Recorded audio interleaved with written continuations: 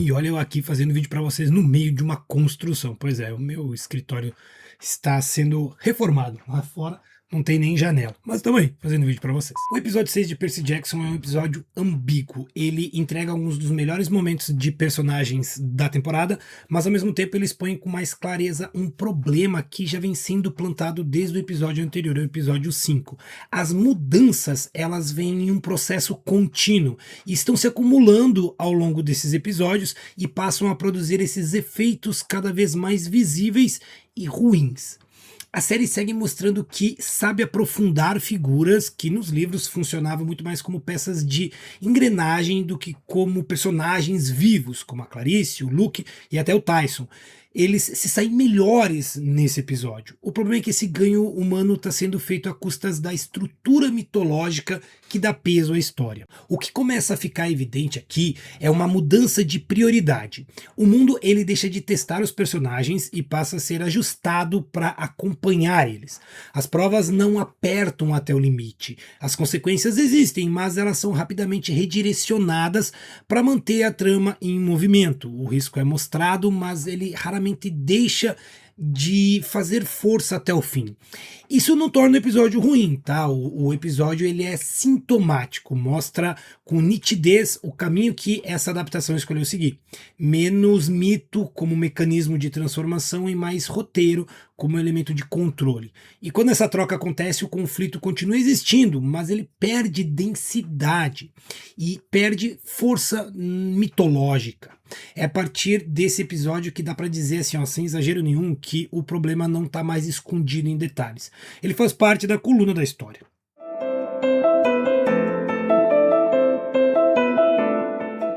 O episódio 6 começa muito bem ao escolher abrir com o Tyson. A série para de tratar esse personagem como o irmão do Percy e passa a olhar ele como alguém que tem uma trajetória própria dentro da história, coisa que até então não vinha acontecendo. Essa cena no fundo do mar não tá ali para dizer, olha, ele tá vivo.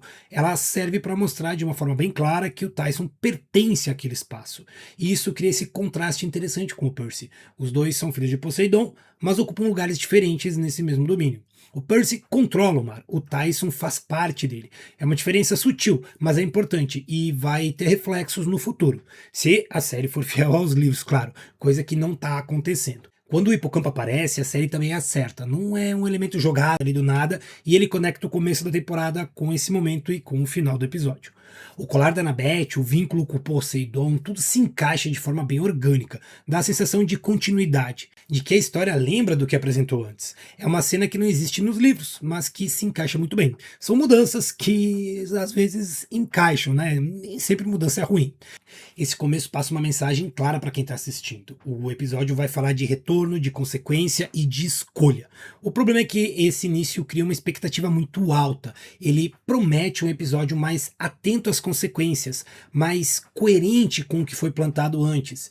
E a partir daqui, o desafio do roteiro passa a ser manter esse nível de cuidado até o fim.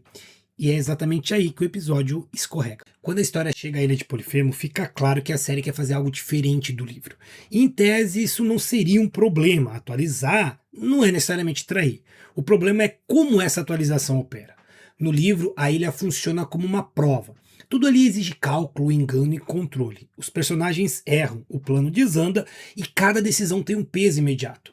O perigo não é apenas visual, ele estrutura a ação. Na série, a ilha se torna mais um palco de situações do que um teste de inteligência. O disfarce com as peles de ovelha é rápido e não funciona, ele tem tensão, só que fica estranho. Nos livros as ovelhas são enormes, elas são proporcionais ao Polifemo, e crianças de 13 anos conseguem se esconder facilmente nelas. Na série o problema é dos atores já serem bem mais velhos e ainda mais colocando eles com ovelhas normais, o que deixa toda a cena que deveria ser cômica e divertida, estranha e ridícula. A armadilha do velocino falso até é uma boa ideia, mas ela não desorganiza o grupo de verdade. E tudo acontece rápido demais para que esse erro realmente doa. O Polifemo, por sua vez, ganha mais tempo de tela e mais falas, mas isso não significa mais função mitológica. Ele deixa de ser um obstáculo que precisa ser superado com astúcia e passa a ser um personagem que a história tenta contornar. O próprio roteiro desfaz o que fez antes com ele, porque o Polifemo se torna um bobalhão, deixando de lado seus planos e tudo que a série construiu dele do nada, apenas ao ouvir que a Annabeth, né, foi enviada por ninguém para a ilha. Quem não conhece a lenda nem consegue pegar essa referência. O livro constrói essa cena de forma muito melhor e mais estruturada. E não tem motivo nenhum aqui para a série ter mudado isso, né? Para você entender, o Polifemo foi enganado no mito por Ulisses ao dizer se chamar ninguém e depois cegar o Ciclope. Nos livros, a Annabeth Invisível diz ser ninguém, e isso deixa o Polifemo, que é bem obtuso, bem irado, e dá a Percy o tempo para salvar o Grover e a Clarice. Aqui ela diz que foi enviada por ninguém. Por quê? Mudanças desnecessárias de roteiristas que acham que sabem mais do que o autor da obra. O resultado é uma ilha que parece importante, mas não exige tanto dos personagens quanto deveria. O cenário ele é perigoso, mas o roteiro não permite que esse perigo seja vivido até o limite. E quando a prova perde força, a transformação dos personagens também está perdendo impacto. Mas na construção dos outros personagens, a série acerta mais do que erra. E ela acerta porque ela respira, olha para esses personagens como pessoas. Eu tô falando da Clarice, que continua sendo o grande destaque da temporada. Tudo nela gira em torno da missão.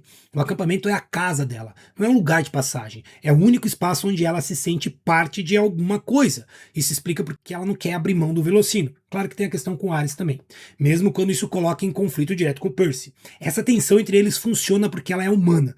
Não tem um vilão na cena, tem duas formas diferentes de entender responsabilidade. Clarice pensa no todo, Percy pensa nas pessoas ao seu lado, e a série consegue mostrar isso sem precisar explicar demais.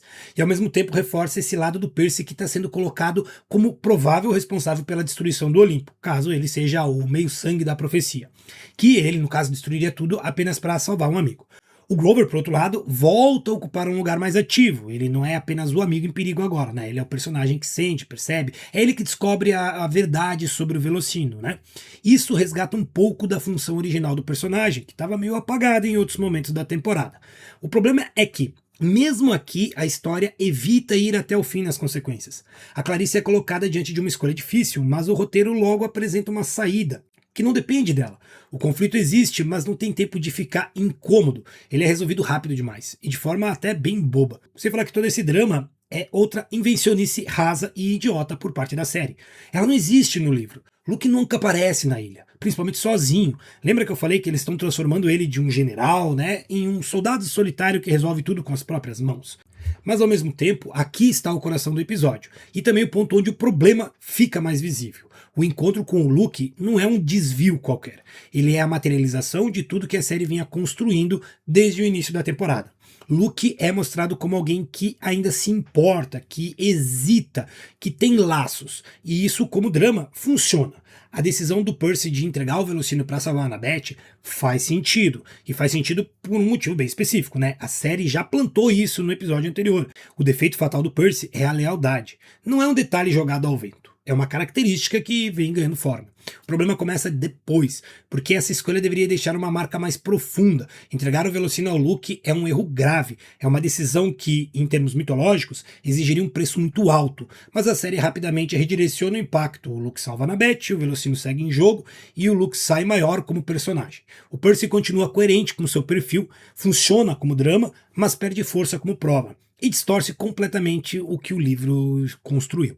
A entrada do Tyson, no entanto, é um dos pontos altos do episódio. Ele aparece aqui como um personagem, né? Ele tem voz, tem escolha, é uma relação clara com o Percy. Quando ele olha para o Polifemo e afirma que o irmão dele é o Percy, a cena funciona porque é bem humana, direta, né? Coerente com o caminho que o Tyson vinha construindo. O problema surge na resolução do conflito.